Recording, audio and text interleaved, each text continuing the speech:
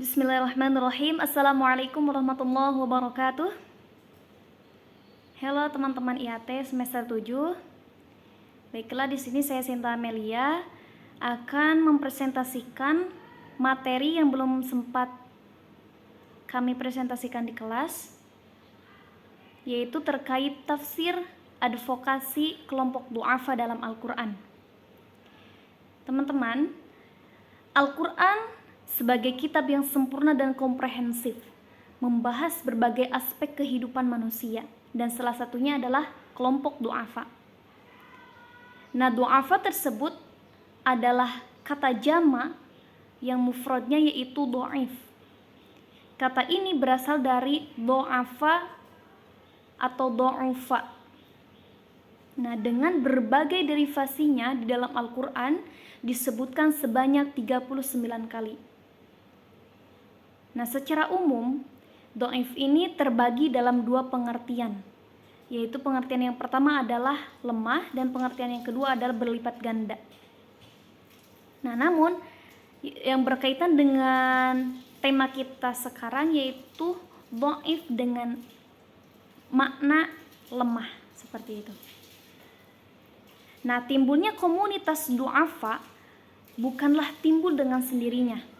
Fenomena ini merupakan pengejauhan dari sunatullah, layaknya sunatullah seperti adanya siang dan malam. Maka sama halnya dengan adanya si kaya dan si miskin. Nah, Al-Quran ketika menyinggung masalah ini menyebutkan beberapa kelompok yang tergolong orang-orang yang lemah atau du'afa. Di antaranya yaitu pertama ada orang fakir, di mana orang fakir sebagaimana kita tahu adalah orang yang tidak memiliki mata pencaharian dan penghasilan. Mereka tidak memiliki cara untuk memenuhi kebutuhannya. Nah, orang fakir jauh lebih tidak mempunyai apa-apa daripada orang miskin gitu. Nah, kemudian yang kedua yaitu orang miskin. Orang miskin adalah orang yang memiliki mata pencaharian atau penghasilan tapi masih memerlukan bantuan. Nah, kemudian setelahnya adalah anak yatim, di mana anak yatim telah kita ketahui adalah seorang anak yang belum balik dan telah ditinggalkan oleh ayahnya sebagai tulang punggung keluarga. Kemudian selanjutnya Ibnu Sabil adalah orang dalam perjalanan untuk kepentingan sesuai ajaran agama. Kemudian selanjutnya ada tawanan perang, adalah orang-orang yang tertawan oleh negara yang berperang dan orang-orang tersebut sebagai penerapan prinsip-prinsip seperti yang dilakukan musuh terhadap tawanan perang yang beragama Islam yang dijadikan budak. Kemudian selanjutnya al-gharim, yaitu orang yang berhutang untuk urusan yang syar'i seperti ini, dan beliau berhak untuk mendapatkan atau menerima sebagian zakat untuk meringankan bebannya. Kemudian selanjutnya al-abdu war-riqab, atau hamba sahaya dan budak. Begitu kiranya mungkin kelompok yang tergolong kepada kelompok du'afa. Kemudian Islam dan keberpihakan kepada kaum du'afa. Nah, sebagai konsekuensi dari kehadiran manusia di dunia, setiap orang pastinya ingin memiliki kecukupan materi. Namun hal ini tidak mungkin terjadi dan pada kenyataannya tidak semua orang tercukupi materinya. Bahkan banyak di antara kita yang termasuk kepada kelompok du'afa itu sendiri. Nah, kesungguhan Islam dalam membangun keberpihakan kepada kaum du'afa atau lemah fisik dan mustad'afin yang terlemahkan oleh struktur bisa dilihat dari beberapa ayat di Al-Quran. Bahkan Islam telah menumbuhkan rasa kepedulian sosial sejak awal kehadirannya atau pada periode Mekah awal, padahal syariat zakat diturunkan pada periode Madinah. Periode Madinah artinya setelah Rasulullah hijrah.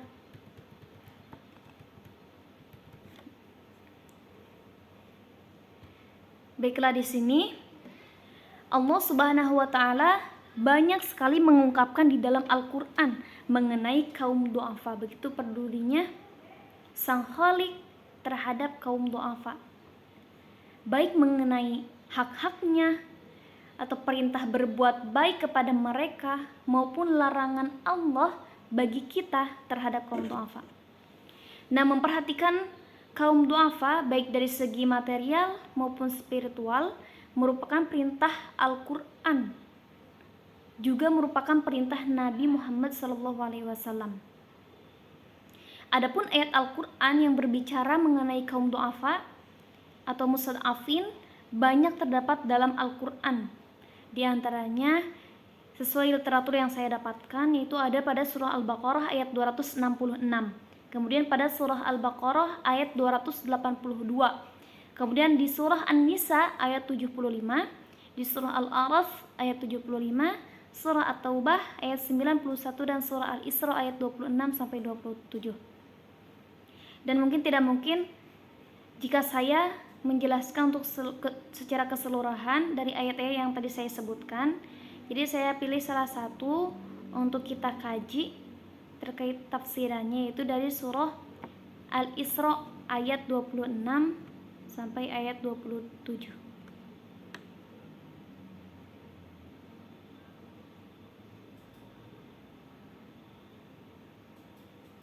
Nah, untuk bunyi dari surah Al-Isra ayat 26 sampai 27 yaitu A'udzu billahi minasyaitonir rajim. Bismillahirrahmanirrahim.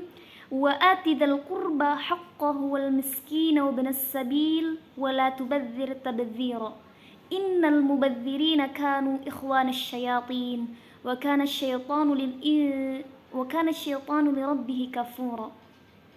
Yang artinya, dan berikanlah kepada keluarga-keluarga yang dekat akan haknya, kepada orang miskin dan orang yang dalam perjalanan, dan janganlah kamu menghambur-hamburkan hartamu secara boros.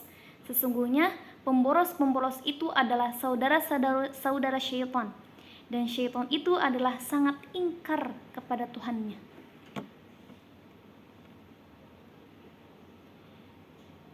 Nah, munasabah ayat 26 sampai 27 yang tadi saya bacakan dengan ayat sebelumnya. Ya, pada ayat-ayat yang lalu dari surat ini diterangkan tentang keharusan beribadah hanya kepada Allah dan bersikap hormat serta berbakti kepada orang tua.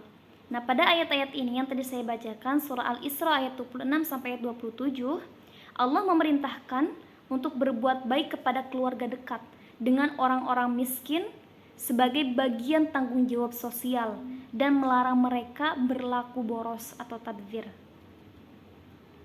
Nah, kemudian penafsiran ayat yang tadi saya bacakan. Pada ayat ini Allah memerintahkan kepada kaum muslimin agar memenuhi hak keluarga dekat, orang-orang miskin dan orang-orang yang dalam perjalanan.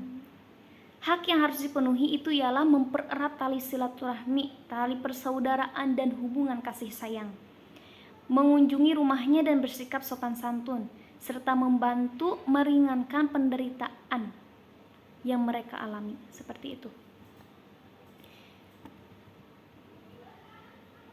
Nah, kemudian Allah SWT menyatakan yang tadi wala tubadzir tabdzira, menyatakan bahwa para pemboros adalah saudara setan.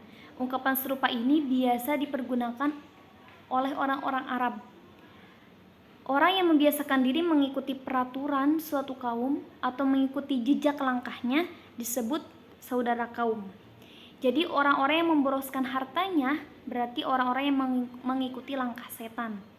Sedangkan yang dimaksud pemboros dalam ayat ini ialah orang-orang yang menghambur-hamburkan harta bendanya. Kemana dia menghambur-hamburkannya? Itu ke perbuatan maksiat yang tentunya di luar perintah Allah Subhanahu wa taala. Nah, orang-orang yang serupa inilah yang disebut kawan-kawan setan. Di dunia mereka tergoda oleh setan dan di akhirat mereka akan dimasukkan ke dalam neraka jahanam. Nah, kemudian hasil analisis dari ayat yang tadi saya jelaskan sedikit tentang penafsirannya. Hasil analisis yaitu Allah memerintahkan atau menyuruh kepada umat Islam untuk memberikan hak kaum kerabat, fakir miskin, dan orang-orang yang sedang dalam perjalanan. Karena sebagaimana yang saya tahu dari ceramah salah satu ustadz, Bisa jadi orang yang Allah mampukan dari segi materi, di dalamnya atau hartanya itu ada hak untuk orang-orang du'afa.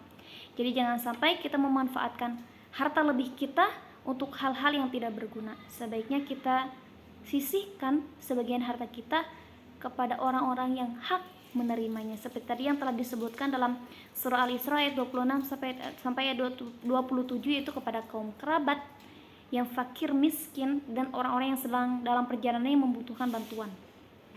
Seperti itu. Jadi hak fakir miskin adalah memperoleh santunan dan sedekah serta kasih sayang. Sedangkan hak orang yang dalam perjalanan adalah memperoleh bantuan materi bila diperlukan, bantuan pikiran dan pertolongan untuk dapat sampai kepada tujuannya. Serta Allah melarang orang-orang yang hamburkan hartanya, yaitu membelanjakan harta benda yang tidak ada manfaatnya.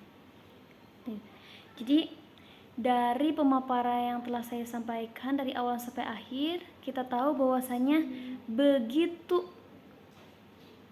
perhatiannya syariat Islam memperhatikan hal-hal kecil yang ada di dunia ini, termasuk orang-orang lemah baik dari fisik, materi, struktural dan lain sebagainya. Itu Allah perhatikan. Ya, jangan sampai dari kita tidak memperdulikan keadaan saudara kita yang membutuhkan bantuan kita. Nah, dari presentasi saya mungkin dapat saya simpulkan bahwa kita sebagai umat Islam harus senantiasa memperhatikan saudara kita yang membutuhkan bantuan atau kaum du'afa. Dan kaum du'afa adalah kelompok yang dianggap lemah iman, ekonomi, fisik, atau mereka yang tertindas, yaitu mereka yang tak bisa hijrah karena terhalang baik sosial maupun ekonomi. Fakir dan miskin tertekan keadaan bukan karena malas semata. Mereka yang kurang tenaga, mereka yang kurang kemampuan akalnya, atau mereka yang terbelakang pendidikannya. Maka di sini kesempatan bagi kita yang memiliki kemampuan untuk membantu kekurangan mereka. Mari kita mulai membantu untuk mensejahterakan ad-du'afa, baik fakir miskin, anak yatim yang ada di sekitar kita, dengan sesuai kemampuan kita masing-masing. Hasbunallahu wa ni'mal wakil, wallahul muwaffiq ila aqwamit thariq. Sekian yang dapat saya sampaikan. Wassalamualaikum warahmatullahi wabarakatuh.